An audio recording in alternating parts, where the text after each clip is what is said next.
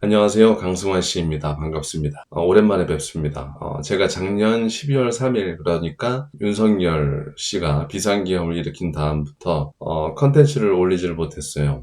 나름 이제 월별로 컨텐츠를 업로드할 계획을 잡아놓고 신년을 맞이할 준비를 하고 있었는데 그런 일이 생기니까 컨텐츠를 못 올리게 되더라고요. 뭐랄까 좀 알 수 없는 미묘한 복잡한 감정이 들었는데 뭔가 국민들 입장에서 생각했을 때는 아주 간단하게 정리될 수 있을 것 같은 범죄 그 사실에 대한 조치가 우리나라 사법 시스템에 들어가고 우리나라 헌법 체계에 들어가니까 너무나도 질질질질 끄는 그런 모습들을 보고서 그동안 내가 너무나 정치에 관심이 있었다고는 하지만 약간 수박 겉핥기 식으로 정치에 관심이 있었고 우리나라 어떤 제도들에 대한 관심도 너무 낮았구나. 그래서 이렇게 국민의 한 사람으로서 말도 안 되는 그런 비상계엄에 당할 수밖에 없었던 거구나 라는 생각에 뭔가 정신적인 위축감 같은 게 생기더라고요. 그래서 한동안 콘텐츠를 못 올리고 있었는데 언제까지 이렇게 못 올릴 수만은 없는 노릇이고, 그리고 시간이 약이라고 이제 시간이 지나면서 그동안 있었던 일들, 그러니까 비상계엄 전후에 이 소위 내란 세력이라고 그 불리우는 국민의힘이나 그 윤석열과 같은 사법부의 어떤 그 똘마니 집단들, 이 집단들이 벌인 일들이 하나둘씩 정리가 돼가고 주변의 어떤 사건들이 같이 조합이 되면서부터 저도 그 위축감에서 좀 벗어날 수 있는 그런 시간들이 왔었던 것 같아요.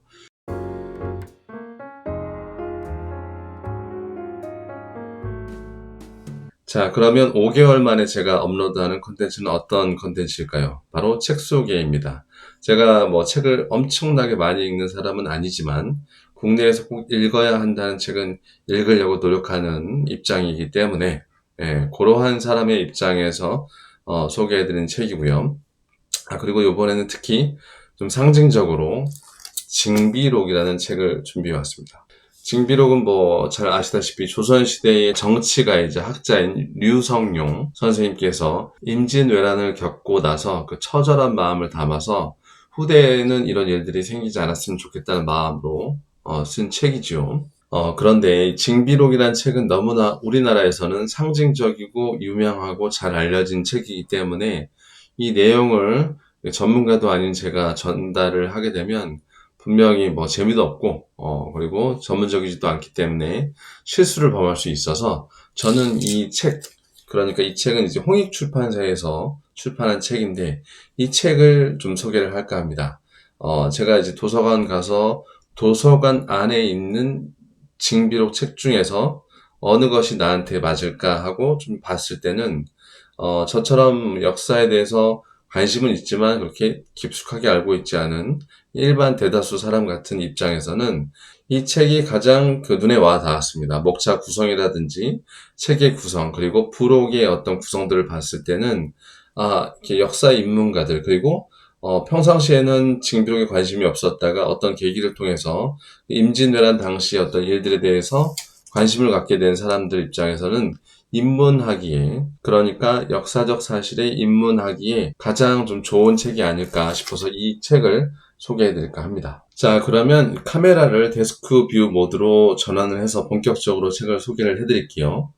저는 이제 목차를 좀 소개를 해드릴 거고, 이 책이 총 4권으로 나눠져 있는데 4권에 어떤 내용들이 들어가 있고, 그리고 마지막에 부록은 어떻게 구성되어 있고, 제가 이제 읽으면서 이제 일반 시민으로서, 그리고 역사에 많은 깊은 조예가 없는 상황에서 대한민국 국민으로서 역사는 알아야지 하는 정도의 수준에서 봤을 때 인상 깊었던 페이지들, 그리고 글귀들을 좀 읽어드리면서 이 영상을 이제 마칠까 합니다.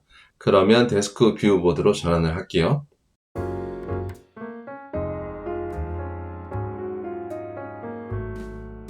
자, 그러면 본격적으로 책을 소개해드리기에 앞서서 제가 이 책을 왜 추천하는지, 그러니까 이제 홍익출판사에서 출판한 징비록을 왜 소개를 하려고 하는지 그 이유를 설명드릴게요. 총 세 가지로 좀 정리를 해볼 수 있는데요. 첫 번째는 이제 제가 도서관에 가서 징비록이라는 책을 빌리려고 봤을 때 한 4종, 5종 정도의 그 징비록 책자가 있었어요. 각기 출판사가 다 다른 그런 책인 거죠. 그 중에서 가장 읽기 편하고 정확하게 어떤 내용 내용을 전달하는 책이었습니다. 그리고 두 번째로는 구성면에서 상당히 깔끔하고 그리고 실용적이었어요. 특히나 이제 부록 쪽에 있는 거를 제가 이제 본문 소개하면서 설명드리겠지만 부록이 상당히 실용적이기 때문에 이 책을 소개를 해드리는 거고요.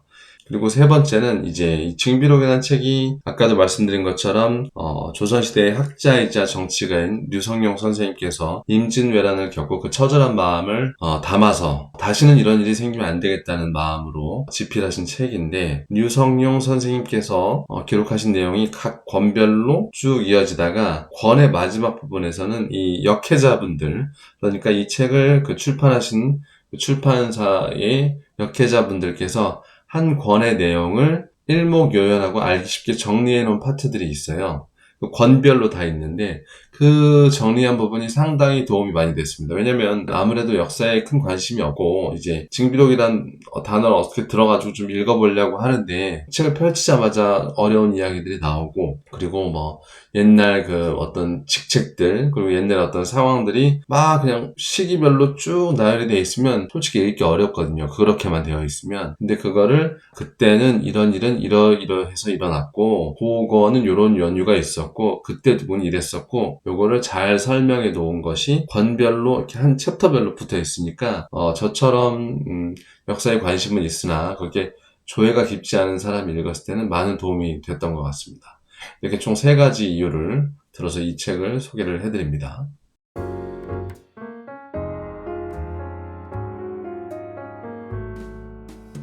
자, 그러면 짧고 핵심적으로 책을 소개해 드릴게요. 먼저 책의 저자부터 봐야겠죠? 저자는 류성룡입니다. 조선 중기의 정치가이자 학자이고 1542년에서 1607년까지 살았습니다. 임진왜란이 발발하자 도채찰사에 임명되어 당쟁과 전란수구 분무를 총괄했으며 이순신과 권유를 천거했다. 국방안보 체제 확립을 위해 훈련도감을 설치해 군비를 강화하고 인재 양성에도 힘썼다. 자, 그러면 목차를 봅시다. 목차는 총 4권으로 나눠져 있습니다.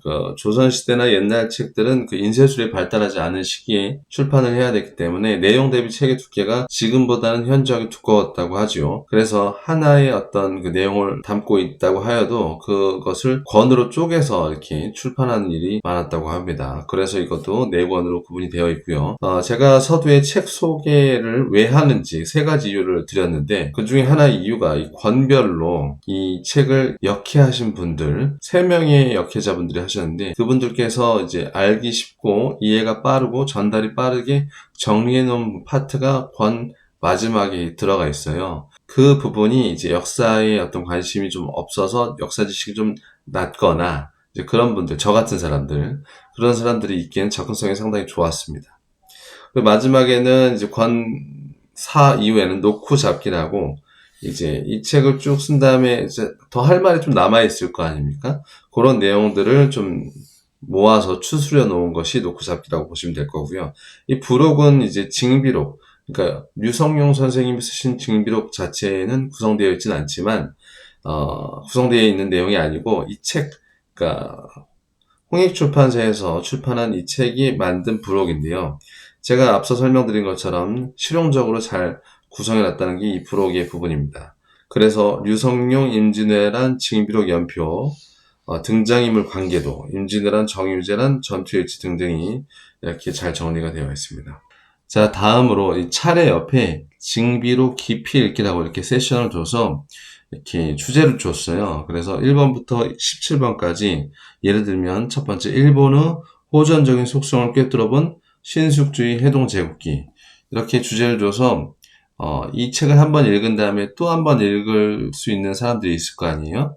그런 사람들이 봤을 때는 이 주제 3개를 보면서 쉽게 찾아갈 수 있도록 구성을 해놨습니다. 자, 다음으로는 류성룡 선생님이 왜 징비록을 썼는가에 대한 부분, 그것을 좀 함축적으로 이제 새겨놓은 글이 있어서 읽어볼게요. 시경에 이르기를 나는 지난 일을 경계하여 앞으로 후환이 생기지 않도록 대비한다고 하였으니 이것이 내가 징비록을 지은 까닭이다. 그런데 이 징이라는 글자는 아픈 적이 있어서 경계할 줄 안다는 뜻으로 풀이되기도 한다. 임진왜란으로 인한 상처를 되새기며 류성룡은 다시는 조선 팔도에 이런 일이 일어나지 않도록 경계하고 대비하고자 이 글을 쓴 것이다 라고 이렇게 소개가 되어 있습니다. 자, 다음으로 본격적인 독서에 앞서서, 제가 이 책을 읽은 다음에 요 정도는 좀 알아두고 읽었으면 좀 더 편했겠구나 하고 생각했던 부분을 설명드릴게요. 아주 간단합니다. 먼저 당시에 임진왜란 당시 조선, 명, 일본의 지도입니다. 여기 일본이 있고, 뭐 하키타, 나고야, 아키노시마, 쓰시마, 동래, 조선인데, 동래, 한양, 개성, 평양, 언주, 우주, 그리고 여기 금주, 북주, 계주, 해주, 요동도사, 그리고 몽고, 여기 명나라죠. 네, 이렇게 있습니다. 근데 이게 이 지도가 왜 이제 중요하다기보다 왜 먼저 읽고 이 징벽을 읽으면 도움이 되냐? 당시에 선조가 이제 일본 분들이 쳐들어오니까 도망갔잖아요. 네, 뭐 류성룡이 제안을 하긴 한 거지만 도망을 갔습니다. 한양, 개성, 평양으로 아주 신속하고 빠르게 전략적 목적으로는 이제 일본은 왕이 잡히면 이 조선을 먹을 수 있다는 판단을 했기 때문에 신속하게 치고 올라온 거였거든요. 아마 당시 조선의 조정에서는 그런 것들을 좀 알고 있었는지 없었는지 모르겠지만 역시나 왕이 잡히면 나라가 끝장난다라는 생각은 일맥상통했었던 것 같아요. 그래서 이제 왕은 이제 피난을 시키면서 세자들을 각 지역에 내려보내서 항일 운동을 이제 전쟁을 하게 한 그런 전략을 구사를 했었었죠. 그래서 이 지도를 좀 알고 있으면 뒤에 내용들을 읽을 때 선조가 이렇게나 빨리 도망을 갔구나 라는 정도의 참조를 할 수 있습니다.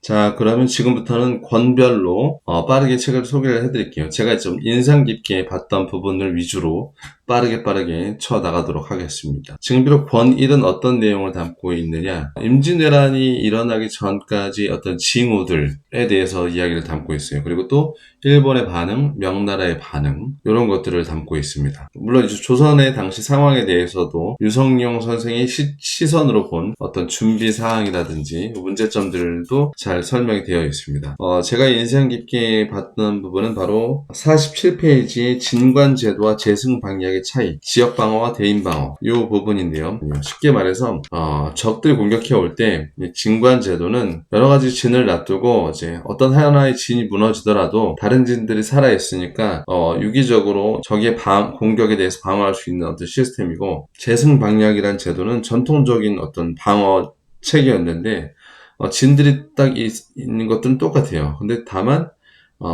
이제 중앙에서 이 진이 집결할 수 있게끔 해놓은 거예요. 그러면 어떤 단점이 있느냐? 한 방에 무너질 수 있다. 이런 단점이 있고, 요거를 이제 유성룡 선생님이 설파를 하고 조정에 제안을 한 거죠. 이렇게 바꿔야 된다. 우리나라의 어떤 상황을 봤을 때는 아직은 지금은 재승방약보다 진관제도가 맞다. 이렇게 주장을 했는데, 이게 아무래도 이제 전통적으로 평시가 너무 오래됐고, 평시가 너무나 오래 이어졌고, 그리고 선조가 이제 있던 당시의 조선은 상당히 뭐라고 할까요? 답답하던 시기였기 때문에, 이런 새로운 아이디어들에 대한 어떤 빠른 적용이 어려웠던 것 같습니다. 예. 왕권이 어떤 나라의 앞날을 도모하기보다는 왕권의 유지를 강화하기 위한 그런 것에 집중을 했기 때문에 이런 어떤 혁신적이라고 볼 것도 아닌데 아주 다분히 상식적인 의견조차도 받아들여지지 않는 그런 일들이 있었던 것 같아요. 아무래도 이런 것들이 누적이 되다 보니까 임진왜란을 통해서 일본군한테 먹히지 않게 되었을까, 이런 생각을 해봅니다.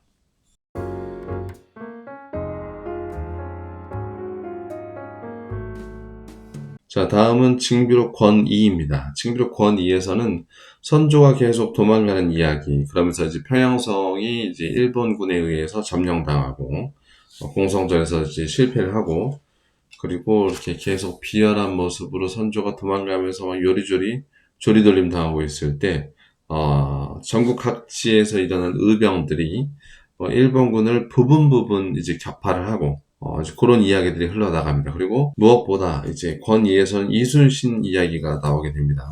이 그림 보시면 하객진이죠, 하객진.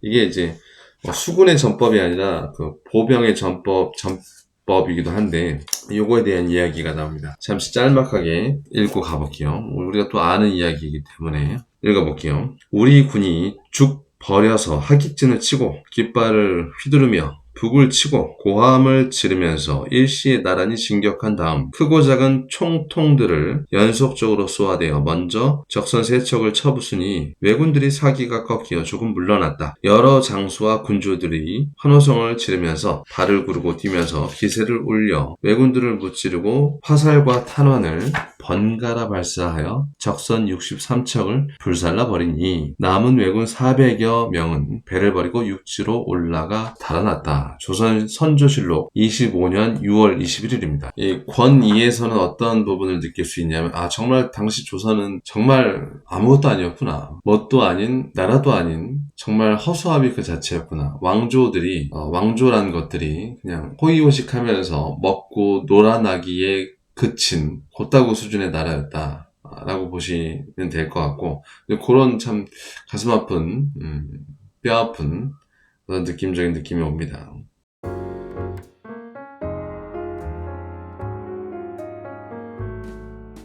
증비록 권 3에서는 어떤 이야기들이 흘러가고 있느냐, 임진왜란을 통해서 일본군한테 계속 밀리다가 이제 명나라한테 원군을 요청해서 명나라 원군이 좀 들어오면서 전세가 조금씩 다시 일본군을 남쪽으로 찍어 누르는 형태로 변하는 와중을 이제 보여주고 있는데요. 이 와중에 이제 임진왜란에서 이순신이 체포돼서 옥에 갇히는 이야기까지가 권 3에 적혀 있습니다. 이순신이 왜 수군 통제사 신분으로 옥에 갇혀졌는지 여러분들 잘 아시죠? 이미 그 영화에서도 많이 나왔고, 그 이야기까지가 권 3에 적혀져 있습니다. 근데 여기서 이제 제가 좀 인상 깊게 읽었던 부분은 임진왜란 후 한양수복이 있었는데 그 당시 풍경에 대해서 좀 적어놓은 글이 있어요. 217페이지인데 이 부분을 읽으니까 좀 가슴이 아프더라고요. 이 부분을 좀 같이 읽고 당시의 아픔을 공유를 좀 해보면 어떨까 싶어서 읽어볼게요.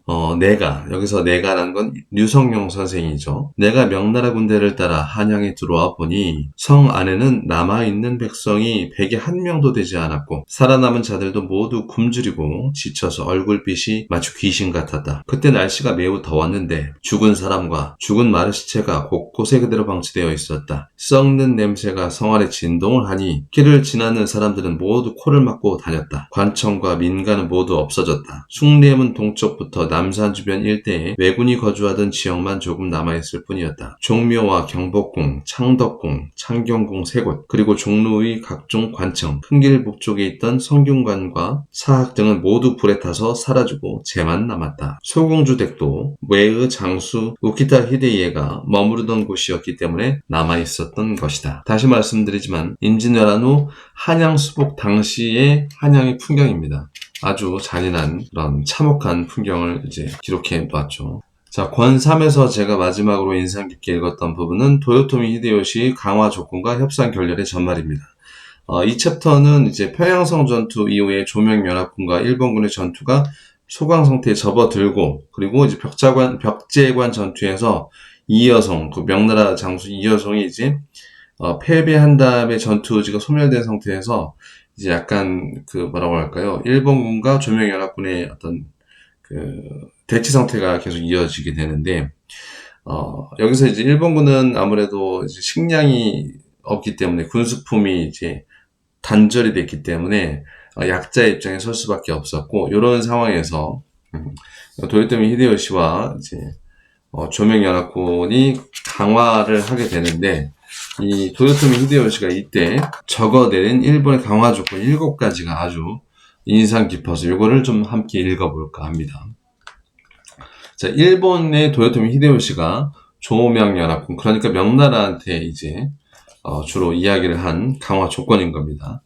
첫 번째, 상우간 화호의 증거로 황제 집안의 여자를 일본의 후비로 보낼 것. 어떠십니까? 명나라 입장에서는 어이가 없죠. 두 번째, 근래 소원해진 관계로 감합무역이 단절되었으므로 이후 관선과 상선이 왕래하게 할 것. 여기서 감합무역이란 것은 명나라 조정에서 프로마치 막부에 부여한 무역권으로 정식 무역선을 보내 명나라와 무역을 하게 했던 것이라고 적혀 있습니다.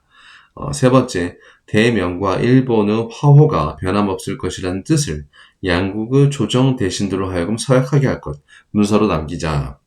네 번째, 조선은 지난번 1592년에 군대를 파견해 정벌했다. 자기들이 조선을 정벌했다 이거죠. 이제 점차 국가를 안정시키고 백성들을 안주하게 하기 위해 장수를 보내려고 했으나 제시한 조건들을 받아들인다면 조선의 여기를 더 이상 추궁하지 않고 대명과 팔도를 분할하여 그 중에서 4개 도와 한양을 조선 국왕에게 주겠다. 이는 지난번 조선에서 3명의 사신을 보내어 중무를 교환했던 일을 높게 사는 것이다. 그러니까 일본군 입장에서는 우리가 조선 먹었으니까 그래도 후하게 베풀어서 4개 도 정도는 조선 왕한테 주겠다. 이런 얘기입니다. 어이가 없는 이야기인 거죠. 5번째, 4개 도를 반환할 것이니 조선 왕자를 인질로 하여 일본으로 보내고 대신 한두 명도 인질로서 왕자를 호종하게 할 것. 6번째, 지난해 선봉군이 사로잡은 황태자 2명은 평범하지 않은 자들로 화친의 방해가 되어서는 안 되므로 4명은 심유경에게 맡겨 조선으로 돌려보낼 것. 여기가 심유경이가 이제 그 강화의 어떤 중재자, 협상자 역할을 했던 명나라 사람인 거죠. 7번째, 조선의 국왕은 만세토록 서약을 위반하지 않겠다는 서약서를 작성할 것. 전체적으로 보면 아주 그냥 어깨뽕이 꽉 들어간 상태에서 조선은 이미 일본의 어떤 수하에 들어왔다는 어떤 마음을 가득 품고 쓴 글입니다. 대단합니다. 어떻게 일본에게 이런 마음까지 주게 했다는 것, 이 조선이 얼마큼 부실했으면 왕권이 얼마큼 부실하고 나라가 얼마큼 부실했으면 외놈들이 이러한 마음을 가질 정도로 그런 일들이 벌어졌는지 정말 안타깝기 그지없습니다.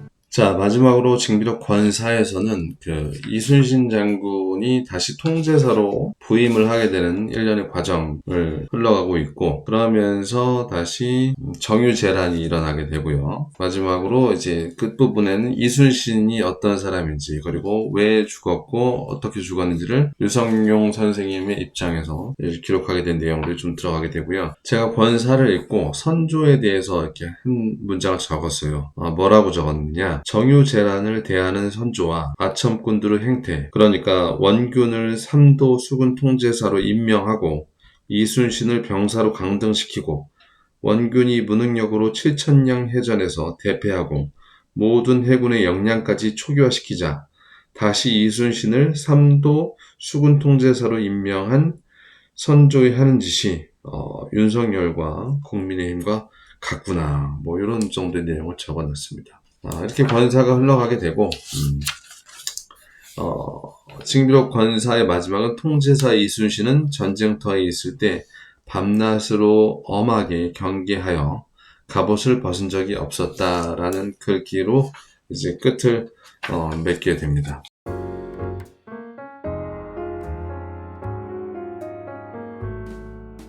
이렇게 이제 권 1부부터 권 4까지 쭉 이야기가 흘러가게 되고요. 징비록에 있었던 임진왜란의 이야기는 뭐 이미 제가 존경하는 설민석 그 역사 강사님이라든지 일부 유명하신 분들이 유튜브에 엄청나게 강연을 잘해 놓으셨습니다. 그리고 뭐 TV 드라마로도 나왔었고 유튜브에 보면 정리 잘 된 어떤 스토리들이 많이 있기 때문에 역사의 흐름은 거기서 참조를 하시면 좋을 것 같습니다. 이 마지막으로 노쿠 잡기라는 부분은 징비록을 적은 다음에 할 말이 좀 더 남아서 적은 글 같습니다. 여러 가지로 이제 나누어서 적은 건데 보시면 전라는 조짐, 그리고 괴상한 징조인가 정책적 무지인가 지형, 그리고 선릉과 정릉 도굴 사건과 중종의 시신 처리 문제, 이 부분은 역해자분들께서 설명을 해준 글인 거고, 성이라는 건 이제 도성을 말하는 거죠. 그리고 진주성과 포루 등등등, 그리고 군사 전략과 장수 등등등, 이제 어떤 국가의 전란이 발생했을 때 이제 군대를 어떻게 써야 하고 방어를 어떻게 해야 되는지에 대한 아쉬움을 나름 상세하게 적어놓은 부분이 이제 징비록의 노쿠 잡기입니다. 이제 징비록의 권 1부터 4까지는 시간의 흐름에 따라서 쭉 어떤 기술을 하다 보니까 이제 이런 부분들, 어떤 강론에서 논의해야 될 부분들이 부족했던 모양이지요. 그래서 이걸 별도로 놓고 잡기로 놔두고 요거를 이제 기술한 부분인데, 제가 이제 요걸 읽고 나서 느낀 점은 이런 거였습니다. 놓고 잡기. 여기서 말하는 임진왜란의 징후들이 현대 시점으로 보면 비과학적, 무속적이지만 당시에는 중요한 기준이었을 것임을 감안한다면 당시 조정이 얼마나 위기 대응이 소홀했는지 알 수 있다. 과학기술의 낙후가 얼마나 국가의 시선을 좁게 하는지도 알 수 있다. 이렇게 제가 적어놨습니다. 왜냐하면 임진왜란이 발발하기 전에 예를 들어서 이거 있었던 일은 아닌데 예를 드는 겁니다. 서쪽에서 갑자기 나는 새가 떨어졌다든지 갑자기 별들이 안 보이기 시작했다든지 이런 어떤 주술적인 어떤 징표들을 나라에 안 좋은 일이 일어날 거라고 판단하던 시대였잖아요. 조선시대는. 그런 거를 이제 빗대어서 임진왜란이 발발하기 전에 그런 징후들이 있었다는 내용들이 이 징비록에 나오거든요. 권 1쪽에. 이제 그런 부분에 대한 부분이 나오는데, 설사 그게 비과학적이었다 하더라도, 그것이 만약 그 당시에는 어떤 징후라고 인정이 되는 사건이었다면, 그거에 따른 대비는 했었어야 되는데, 대비가 전혀 없었다는 것이 이 놓고 잡기에 나와 있었던, 주된 내용이었다는 것을 제가 이제 메모를 해놓은 것입니다. 즉, 국가가 아니었던 거죠. 그러니까 일본 나부랭이들이 쳐들어와서 이렇게 따먹을 생각을 했겠죠. 여기까지가 놓고 잡기의 내용입니다. 자, 마지막으로 제가 이 책에서 반드시 읽어야 될 부분을 소개를 해드리고, 일단 징비록은 종료를 할게요. 330페이지에서 333페이지까지는 꼭 읽어보셨으면 좋겠습니다. 임진왜란을 통해서 우리나라 살린 거는 이미 그 역사적 기록에 나와 있지만 당시 조선에서 핍박받던 그 노비 신분들 그리고 승려 신분들 이런 분들이 의병들을 이제 끌어내면서 이제 임진왜란을 돌파할 수 있었던 어떤 틈들을 마련할 수 있었었는데 선조는 그들에 대해서 공시사를 전혀 하지 않았습니다.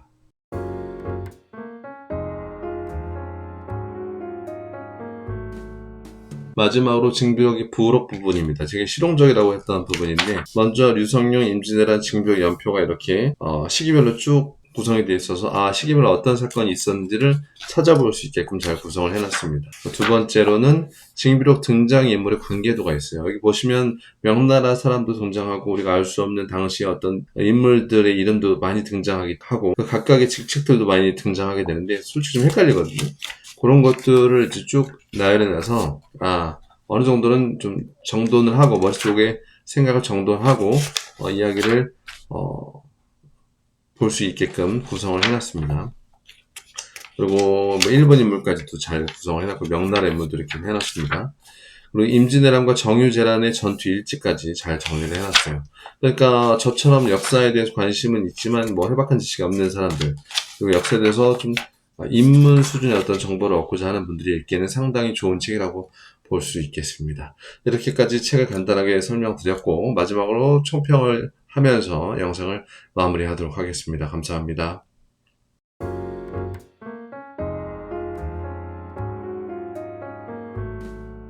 지금까지 홍익출판사에서 출판한 징비록을 살펴봤습니다. 역사적 사실을 안다는 것은 과거의 교훈을 발판 삼아서 미래를 제대로 설계할 수 있는 기회를 갖는다는 것과 같은 이야기인 것 같습니다. 이런 점에서 여러분도 징비록을 꼭 한번 대여를 하시든지 구매를 하셔서 읽어보시기를 추천드립니다. 특히나 작년에 우리가 12월 3일 날 윤석열과 국민의힘 내란 세력으로 인해서 나라가 뒤집어질 뻔한 적이 있었는데요. 이제 그러한 일을 겪고 난 다음에 이 임진왜란 당시의 일을 한번 돌아보게 되면 얻는 것이 특히 많이 있습니다. 첫째는 그 선조의 그 비열한 자기중심적인 정치 그리고 선조를 둘러싼 붕당 정치에서 비열하게 자기들의 어떤 이속만 챙기려는 사람들의 세력 그러한 조정의 어떤 분위기와 기류를 등에 업고 일반 백성들을 괴롭히고 다른 의병들이 했던 그 어떤 임진왜란의 공들을 다 가로챘던 탐관오리들 이게 마치 그 윤석열 정권 2년, 3년에 있었던 일과 그 정점인 그 비상기염으로 탁 터지는 그 모든 시기가 상당히 비슷하게 되어 있는 것 같아요. 역사에 보면 그 일이 똑같이 반복이 되는 것 같습니다, 진짜. 아무쪼록 우리에게 이러한 배경들이 있기 때문에 역사와 관련된 도서들은 적극 추천드리고요. 또 무엇보다 지금 우리나라는 그 아이들 정규교육 과정에 역사 과목이 아마 2009년도인가 잘 모르겠습니다만 그때부터 필수 과목이 아니에요, 역사 과목이. 그래서 지금 성장해서 어른이 된 친구들은 역사를 아예 공부를 하지 않고 졸업한 친구들도 있을 겁니다. 그렇다면 과거에 있었던 지금 앞서 설명드렸던 그런 그 탐관오리들과 몰입애들의 어떤 시정잡배 같은 행동들이 역사를 통해서 교훈으로 남아있지 않다는 상태가 된다는 거죠. 즉, 이 말은 뭐냐면 역사를 모르는 사람이 투표를 하게 되면 잘못된 투표를 할 확률이 높아지고 그래서 윤석열 같은 사람을 뽑게 된 이유도 있지 않나 그런 생각이 듭니다. 그런 점에서 다시 한번 역사와 관련된 도서들은 꼭 한번 읽어보시길 추천드립니다. 여기까지 강승환 씨였습니다. 오늘도 시청해 주셔서 감사합니다.